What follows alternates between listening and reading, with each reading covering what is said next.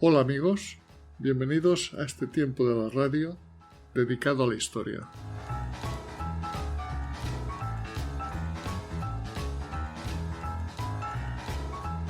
Imagínate un periodo en el que Europa y gran parte del mundo experimentaron un frío intenso y prolongado.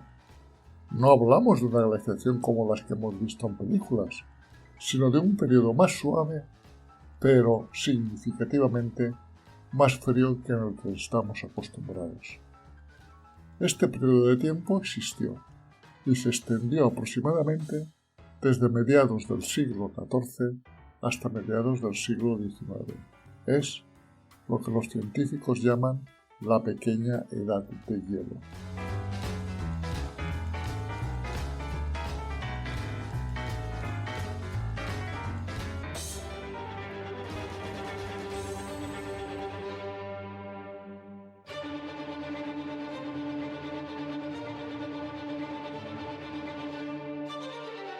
La causa exacta de este fenómeno aún se sigue estudiando, pero los científicos han propuesto varias teorías. Una de ellas sería una actividad solar reducida, pues durante esos siglos hubo periodos de tiempo en los que las manchas solares desaparecieron y en consecuencia la actividad solar disminuyó, lo que pudo haber reducido la cantidad de energía que llegaba a la Tierra. Otra teoría habla de grandes erupciones volcánicas que pudieron inyectar partículas en la atmósfera que reflejaran la luz solar, causando un enfriamiento temporal. Y una tercera causa nos habla de cambios en las corrientes oceánicas y en los patrones de circulación atmosférica. La realidad es que a lo largo de ese periodo, como veremos en este audio, se produjeron en distintas medidas las tres causas.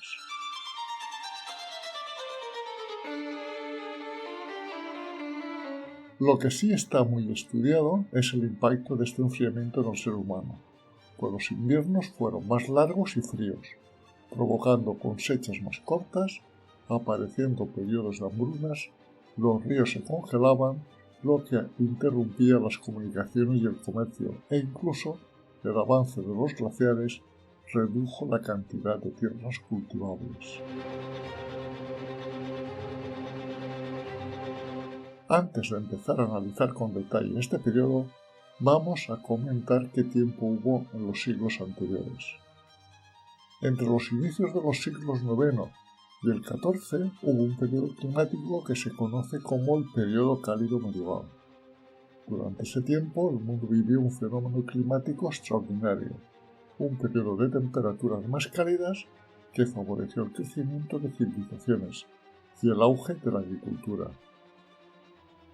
Este fue el periodo cálido medieval, un tiempo que precedió a la llegada de la pequeña edad de hielo. En este periodo, las temperaturas promedios globales eran superiores a las actuales, lo que permitió que las civilizaciones incrementaran su ritmo de desarrollo. Las temperaturas más altas permitieron también una temporada de cultivo más largas y una mayor producción de alimentos. En lugares como el norte de Europa y en las Islas Británicas, en donde el clima era más frío en tiempos anteriores, el aumento de la temperatura permitió que no solo se explotaran nuevas tierras, hasta entonces inhóspitas, sino que se cultivaran con éxito productos como el trigo, la cebada, el centeno y las uvas en lugares donde antes no se daban bien este cultivo. Con el aumento de la producción agrícola, las economías comenzaron a prosperar. Las ciudades aumentaron su población y las rutas comerciales, tanto marítimas como terrestres, se vieron fortalecidas por un clima más estable, lo que permitió el desarrollo del comercio, que permitió que llegaran a la Europa medieval bienes tales como especies, sedas y otros metales preciosos con mayor facilidad. Este crecimiento económico también contribuyó al fortalecimiento de la escultura medieval, con el auge de las universidades, el arte y la arquitectura. El clima más cálido permitió que pueblos como los vikingos se aventuraran más allá de sus tierras natales. En el siglo X, los vikingos lograron colonizar Groenlandia, un territorio ahora conocido por su hielo y nieve, y alcanzaron territorios de América del Norte, que bautizaron como Vinland, Sin embargo, estas colonias no durarían, ya que el regreso del frío traería consigo una serie de dificultades, tanto de comunicación como de pura supervivencia, que harían desaparecer estas colonias.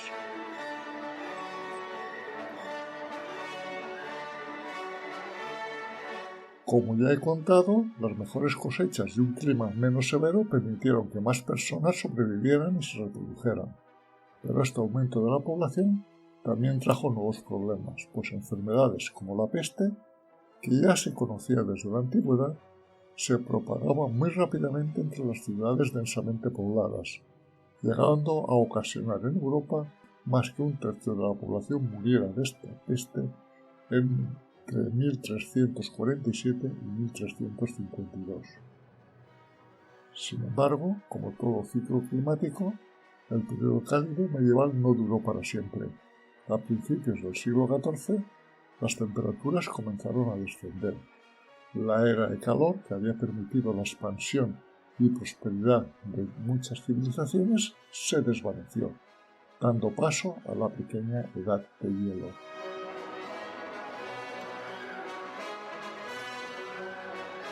Los siglos XV y XVI, enclavados en los inicios de lo que conocemos como la pequeña edad de hielo, se caracterizaron por un enfriamiento general que no impidió el florecimiento de diversas culturas y el desarrollo de importantes acontecimientos.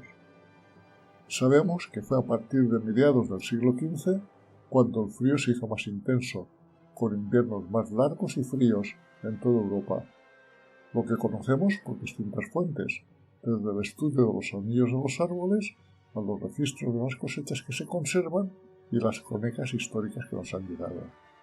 Así, conocemos que en los años 1432 y 1433 se helaron todos los viñedos de Francia, y por este clima frío, a partir de 1440, en las islas británicas se dejaron de cultivar los viñedos. Aún a pesar de este clima, el Renacimiento floreció en Europa con avances en arte, ciencia y cultura. En lo que afecta al arte, este se caracterizó por su humanismo, realizando al ser humano como el centro del universo, el realismo de las obras realizadas y una tendencia a exaltar el arte de la antigüedad griega y romana. Destacaron en este aspecto artistas como Leonardo da Vinci, Miguel Ángel, Rafael, Donatello y Botticelli. En el mundo de las ciencias aparece Copérnico, que revolucionó la astronomía indicando que la Tierra giraba alrededor del Sol y no al revés, y Andrés Vesalio, que marcó las bases de la anatomía moderna, Galileo Galilei, que estableció las bases de la física mecánica, y en el mundo matemático fue muy importante la aportación de Johannes Kepler, capaz de calcular matemáticamente las órbitas de los planetas.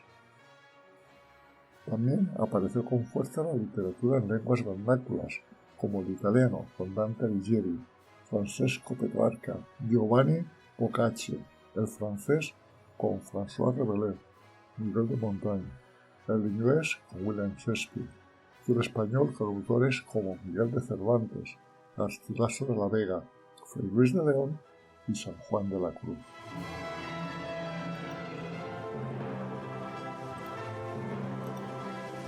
Este clima frío hizo que aparecieran esquimales rondando por las costas de Irlanda hacia mediados del siglo XV.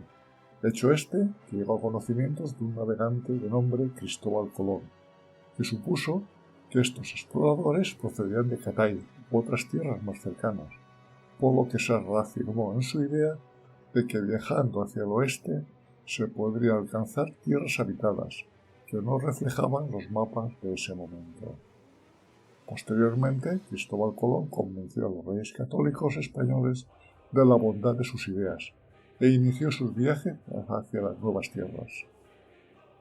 Salvo en el primer viaje, en el que una elevación anómala del anticiclón de las Azores le permitió un viaje de ida muy cómodo, en sus viajes posteriores se encontró con tormentas y condiciones climáticas adversas, que sugieren una variabilidad climática significativa en el Atlántico Norte.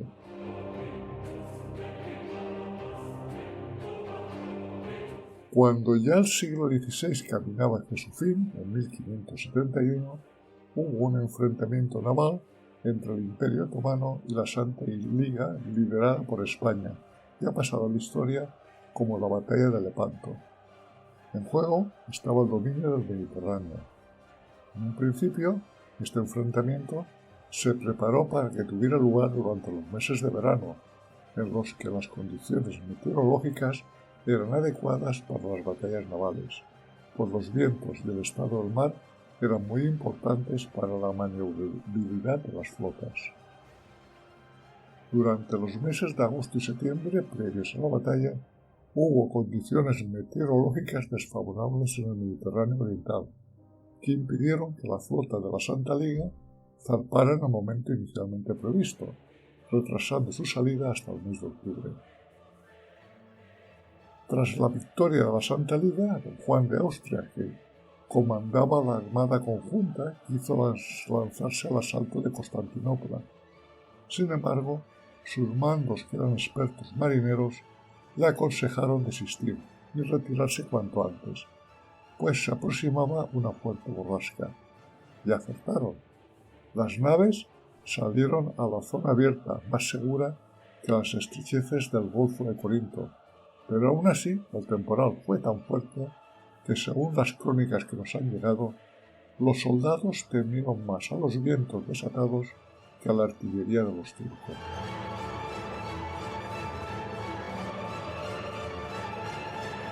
También el clima ayudó al fracaso de la Armada Invencible en el borrascoso verano de 1588.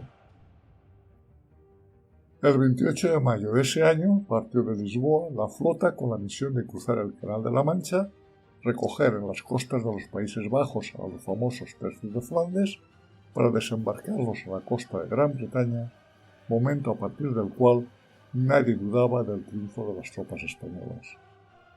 Pero las cosas se complicaron. Ya frente a las costas de Galicia tuvieron los barcos que detenerse ante una fuerte borrasca. Muchos de ellos se refugiaron en La Coruña. Luego la Armada sufrió otra galerna en el Cantábrico, que dispersó los navíos, que tardaron varios días en poder reagruparse. Cuando finalmente llegaron frente a las costas británicas, hubieron de sufrir continuos temporales. Según una crónica británica, hubo en aquel verano una sucesión de 7 borrascas distintas en el plazo de un mes, un hecho que representaba un régimen de circulación atmosférica francamente normal, especialmente para el ritmo del verano. Cuando finalmente los galeones llegaron a las costas de los Países Bajos a recoger los tercios de Flandes, la baja mar impidió el embarque de los mismos, lo que, unido al fuerte viento existente, hizo que la flota se desplazara hacia el mar del norte, lo que obligó a la misma a rodear las islas británicas para regresar a su base de origen. Travesía esta muy dura, que originó un gran número de naufragios por las continuas borrascas a las que se enfrentó. Durante todo el siglo XVII, las temperaturas en su conjunto fueron más bajas que durante el siglo anterior, aunque en dicho siglo también hubo algunos años templados e incluso algún verano caluroso, pero fueron excepciones. Durante este siglo podemos dibujar 3 ofensivas de frío.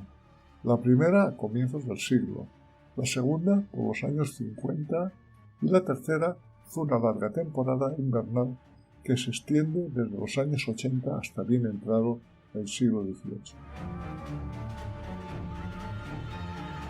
A principios de siglo se produjo un fenómeno no climático que sí afectó al mismo. El 19 de febrero del año 1600 explotó el volcán Huaynaputina, situado al sur de Perú. La explosión fue tan fuerte que decapitó materialmente la montaña en la que se ubicaba, y el 2 de marzo hubo una segunda explosión que abrió una brecha enorme en la falda del volcán. Como consecuencia de ello, se formó una enorme nube de polvo y ceniza que se extendió prácticamente por todo el mundo. En Europa se registraron fenómenos de oscurecimiento, pues el sol casi no brillaba, y las temperaturas bajaron como no lo habían hecho por lo menos desde 1400.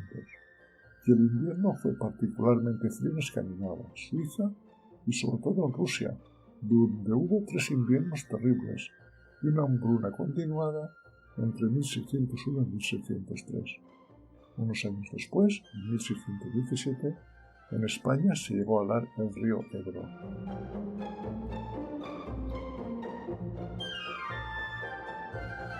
Entre 1646 y 1650 los inviernos fueron muy crudos en Europa, a veces con heladas tardías en primavera y veranos muy lluviosos, lo que originó periodos de hambruna. Todos los inviernos, durante un buen número de años, se helaba el Támesis en Londres. Primero la gente atravesaba el río sin necesidad de utilizar los puentes. Luego les dio en patinar por las aguas heladas. Y más tarde, consagrada la costumbre, se instalaron tenderetes y hasta se organizaban fiestas sobre aquella superficie lisa. Al mismo tiempo, bandadas de lobos procedentes de Escandinavia atravesaban el Báltico helado y asolaban los campos de Alemania, causando gran temor en las gentes y estragos en los rebaños. Nunca se recordaba un frío como aquel. Coincidiendo con estos episodios de frío, se declaró una ola de peste que asoló la Europa continental entre 1648 y 1650. Años después, en 1666, la peste se trasladó a Londres, enfermedad que fue conocida por los londinenses como la Gran Plaga, que dejó más de 70.000 muertos en la ciudad.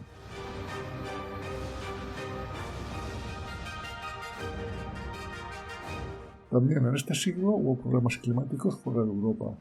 En los años 1629 y 1630 el monzón falló en la India y el hambre se generalizó, quedando regiones enteras despobladas y muriendo millones de cabezas de ganado. El fallo del monzón, un hecho anómalo que raras veces ocurre, se debe a una oscilación oceánica y atmosférica generalmente asociada con el Niño, generado por una falta de calentamiento durante el verano de las aguas del Océano Índico.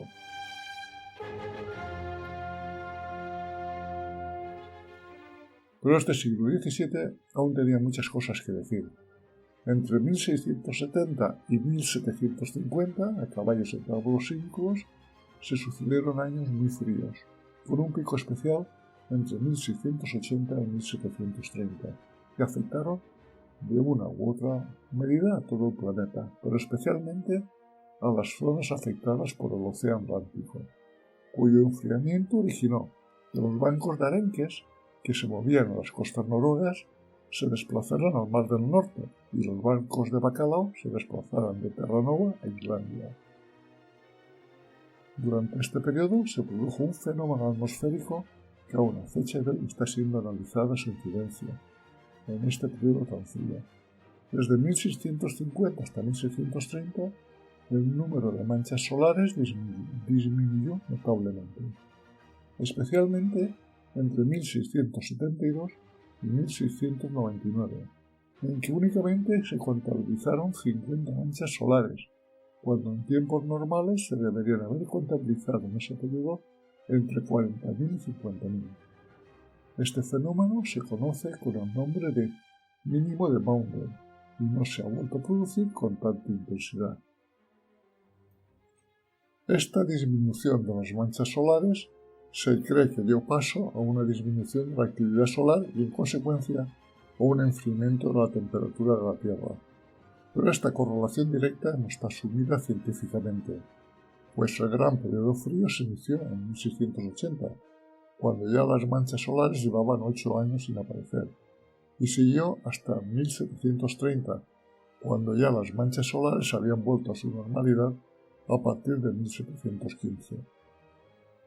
Hay en la actualidad varias teorías sobre la aparición de este mínimo de Maunder. Unos opinan que se debió a fluctuaciones internas en el propio Sol, otros que pudieron producirse por la alineación de los planetas más pesados del sistema solar que afectaron gravitacionalmente al mismo. Y hay una tercera teoría que sugiere que el impacto de grandes cometas en el Sol pudiera haber afectado su actividad. De este periodo es la pintura de Abraham Hondius, en la que se presenta una escena en el Támesis helado en la que se ven cazadores bien abrigados, armados de escopetas y acompañados por perros, que se deslizan sobre la superficie sólida del río. También era común ver hielos flotantes en las costas francesas, y en 1695 Islandia quedó totalmente aislada por el hielo durante un periodo de 9 meses.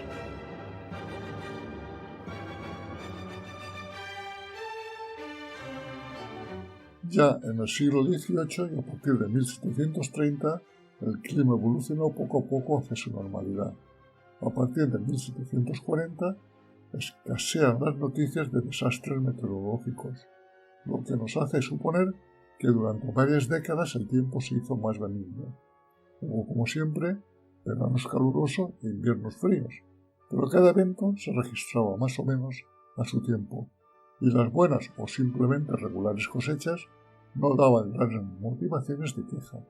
Incluso hay referencias que hasta entonces de calores veraniegos, aunque su rigor no parece haber sido excesivo.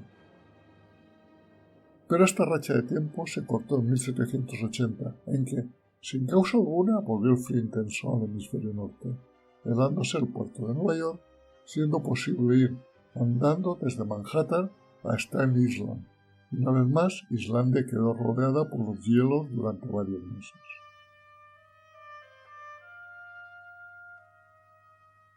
Unos años después, en 1783, durante 8 meses, estuvo erupcionando el volcán Laki, en Islandia.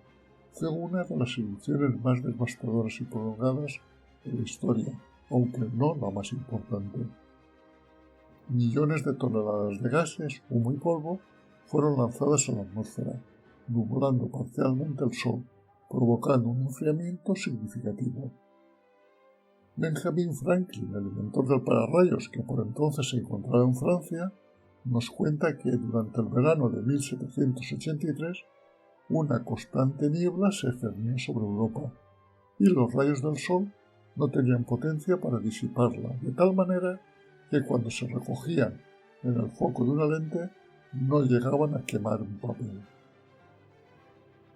Cabría pensar que tras ese verano el polvo caería y volvería el clima a la normalidad, pero eso no fue así.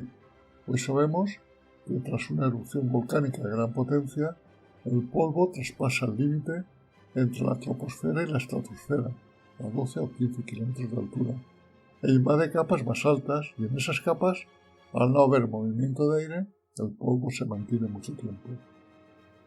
Este polvo a esa altura produce dos efectos, uno muy visual, por el cual la luna se ve con un matiz azul, y otro perjudicial para nosotros, pues impide la llegada de la totalidad de los rayos del sol, es decir, da lugar a un enfriamiento de la Tierra.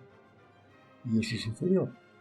Hoy se estima de alguna manera que esta erupción volcánica afectó al clima en los siguientes 5 años.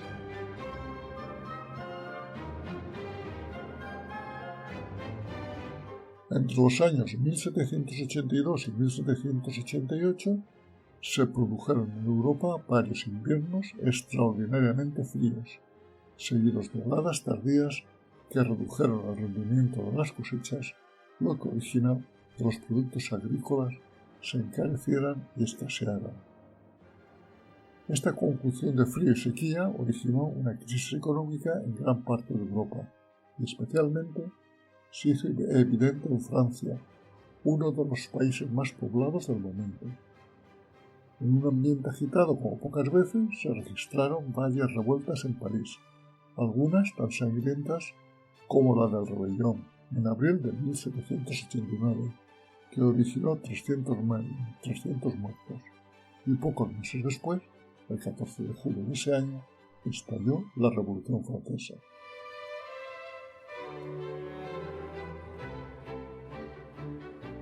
Es absolutamente desproporcionado suponer que esta revolución, que tanto influyeron los destinos del mundo, fue provocada por un cambio climático. La Revolución Francesa admite muchísimas causas y probablemente la mayoría de las teorías que se han invocado tienen un poco o mucho de razón. El clima puede ser alineado entre ellas, aunque no precisamente en primer lugar, pero tal vez no sería, aunque pueda parecerlo, un disparate incluir entre esos motivos un desconocido volcán de Islandia llamado Laki.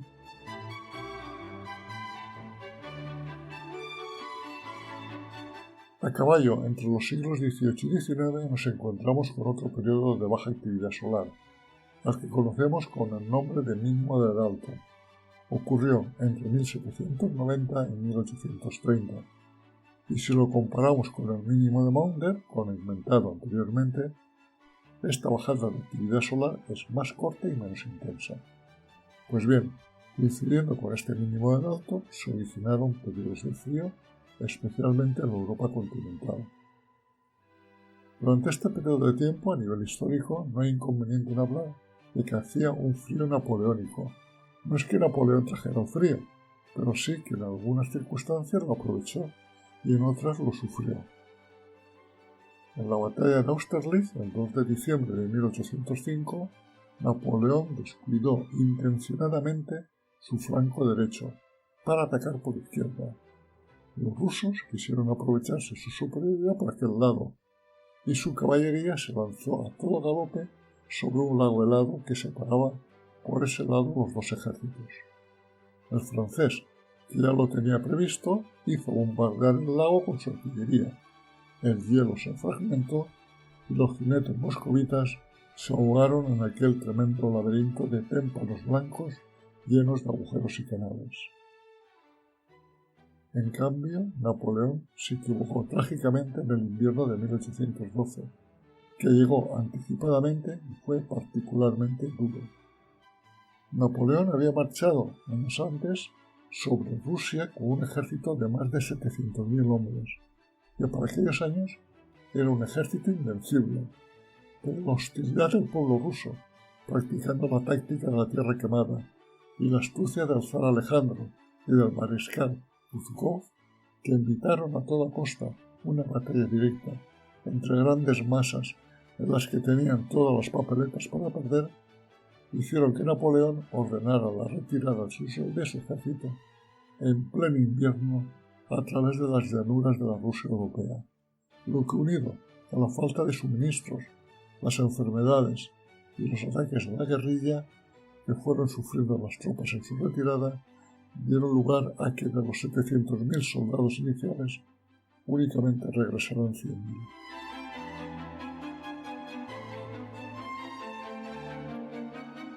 En abril de 1815, mientras Napoleón, recién evadido de la isla de Elba, preparaba su ejército para la última batalla, en unas islas muy lejanas, concretamente en la isla de Java, se produce una erupción del volcán Tambora.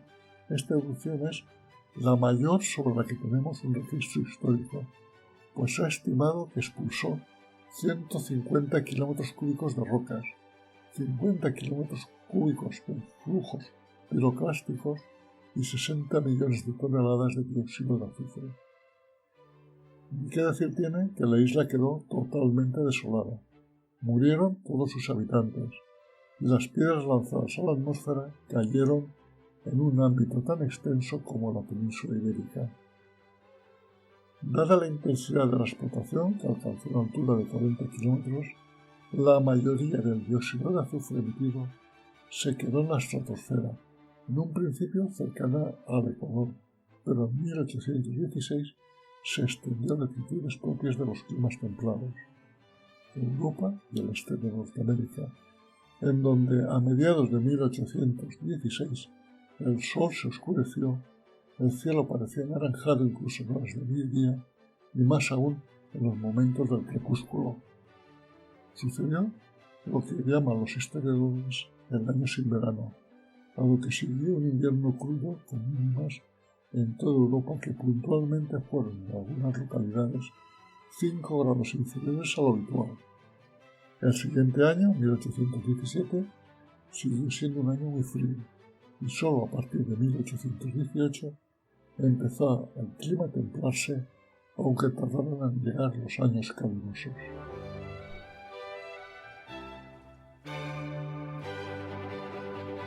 Y ese año sin verano, aparte de un clima espantoso, también afectó en diversos aspectos a la sociedad, especialmente en la cultura, la literatura y el arte. 4 jóvenes integrantes de la burguesía inglesa se disponían a pasar un verano feliz en Suiza, a las orillas del Grado Alemán, en una quinta llamada Dionyati, que era propiedad de un judío denominado Frankenstein. Era el poeta Percy Shelley, su novia Mary, el escritor Lord Byron y su amigo y médico personal Polidori. A la vista del mal tiempo que imperaba, se propusieron un juego consistente en escribir relatos lúgubres de indefinibles misterios. Lord Byron escribió un sugestivo poema titulado Oscuridad, alguno de cuyos versos decía: tuve un sueño que no me fue un sueño.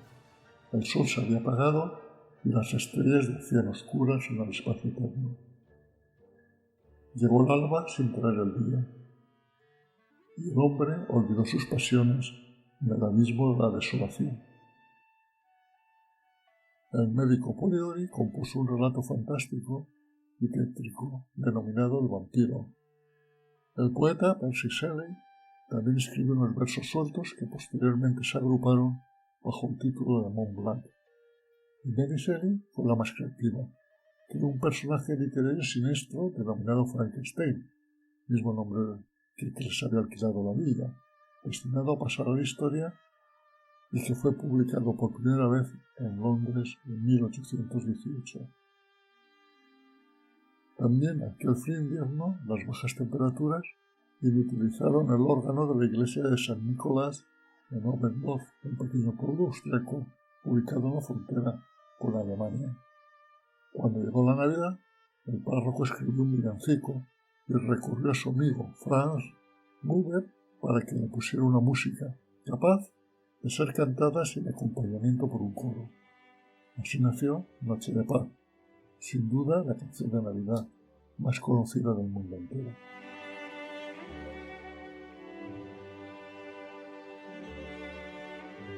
Y siguiendo con la historia climática del siglo XIX, no nos encontramos hasta 1826 con un verano muy caluroso. Con todo, el frío volvió, aunque no ya como un régimen continuado. En 1829 se registró un verano muy fresco, sin alcanzar nunca los niveles de 12 o 13 años antes. El último invierno glacial fue el de 1837 a 1838, en el que se registró otro hecho nada corriente.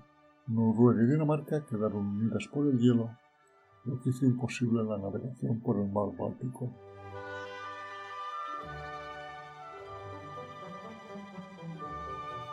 Existen muchos interrogantes sobre la pequeña edad de hielo, pues no se tiene certeza de si forma parte de las diversas edades de hielo menores que existieron en el Holoceno temprano. El perfil climatológico de las fluctuaciones de la pequeña edad de hielo muestra que existió un cambio constante e imprevisible causado por interacciones complejas. Los ciclos de frío excesivo y precipitaciones extraordinarias influyeron en los hechos políticos, económicos y sociales. Sin embargo, se debe tener en cuenta que el cambio climático no se puede considerar la causa, pero sí el catalizador de las transformaciones ocurridas. En este periodo también se observó un cambio en los patrones atmosféricos, pues el casquete polar se expandió, los anticiclones no abandonaban el norte y las franjas de depresión se trasladaron más allá del sur.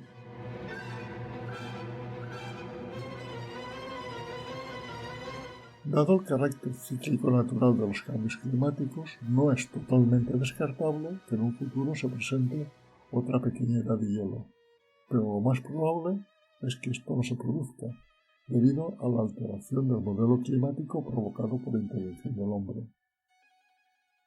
Tras la pequeña edad de hielo se han sucedido dos etapas de calentamiento. La primera desde mediados del siglo XIX hasta finales del siglo XX, originado por la combustión del carbón, gasolinas y el crecimiento de la producción ganadera. Todo ello ha contribuido a aumentar la concentración de los gases responsables del efecto invernadero, lo que se ha producido de forma gradual y constante en los últimos 150 años. Ya en el siglo XXI asistimos a una segunda y espectacular etapa de crecimiento exponencial, del calentamiento global de la Tierra, originado como consecuencia principalmente del consumo masivo de residuos fósiles. Las concentraciones de CO2 atmosférico han superado las 420 partes por millón, un nivel no visto en millones de años anteriores. Las emisiones de metano han aumentado y el óxido nitroso presenta un pico. Todo esto nos lleva a un calentamiento global de 1 grado por encima de los valores de la era preindustrial, un inicio del derretimiento de casquetes polares que contribuirán, si no se detiene, a un aumento del nivel del mar y a la existencia de olas de calor, sequías, huracanes y lluvias torrenciales. Pero este tema, muy interesante, rebasa el objetivo de este audio, con el que simplemente he querido reflejar el impacto de la pequeña edad de hielo en la sociedad.